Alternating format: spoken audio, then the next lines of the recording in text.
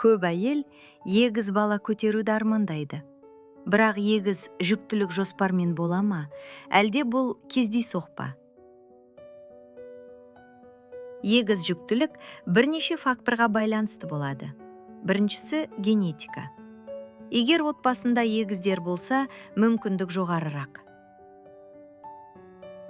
Екіншісі ананың жасы. Белгілі бір жастан кейін кей әйелдерде бір уақытта 2 жұмыртқа жетілуі мүмкін. Үшіншісі ағзаның гормоналды ерекшелігі. Бұл табиғи процесс, оны өз бетімен өзгерту мүмкін емес. Егіз жүктілік ағзаға үлкен жүктеме, сондықтан денсаулықты бірінші орынға қою керек. Егіз бала тағдырдың сыйы. Ең бастысы сау ана мен сау бала.